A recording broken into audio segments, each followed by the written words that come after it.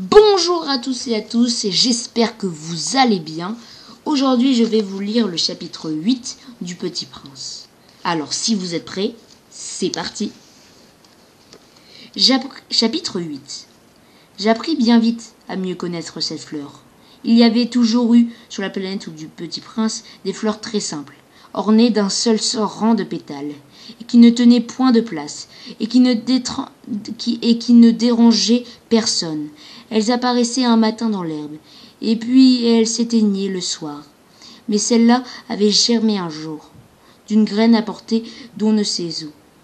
Et le Petit Prince avait surveillé de très près cette brindille qui ne ressemblait pas aux autres brindilles. Ça pouvait être un nouveau genre de baobab.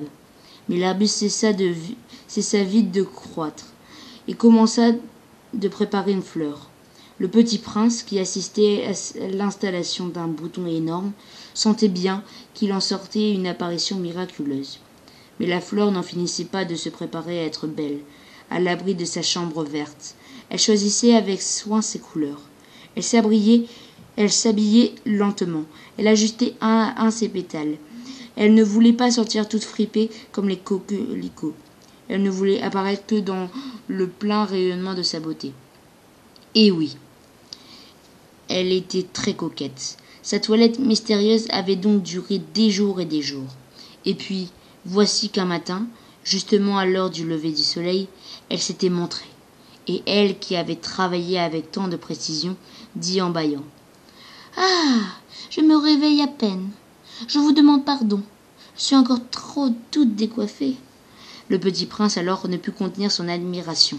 « Que vous êtes belle, n'est-ce pas ?» répondit doucement la fleur. « Et je suis née en même temps que le soleil. » Le Petit Prince devina bien qu'elle n'était pas trop modeste, mais elle était si émouvante. « C'est l'heure, je crois, du petit déjeuner, » avait-elle bientôt ajouté. « Auriez-vous la bonté de penser à moi ?»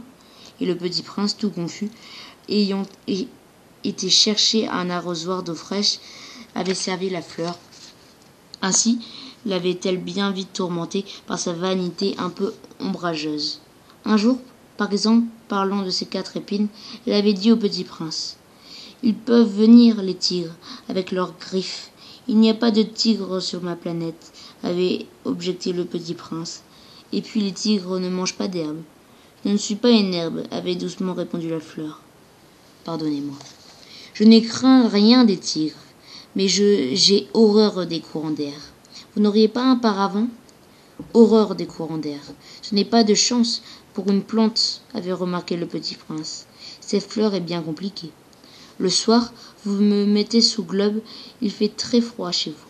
C'est mal installé, là d'où je viens. Mais elle s'est interrompue. Elle était venue sous forme de graine. Elle n'avait rien pu connaître des autres mondes. Humiliée de s'en être laissée surprendre à préparer un mensonge aussi naïf. Elle avait toussé 2 ou 3 fois pour mettre le Petit Prince dans son tort. « Ce paravent, j'allais le chercher, mais vous me parliez. » Alors elle avait forcé sa toux pour lui infliger quand même ses remords. Ainsi, le Petit Prince, malgré la bonne volonté de son amour, avait vite douté d'elle.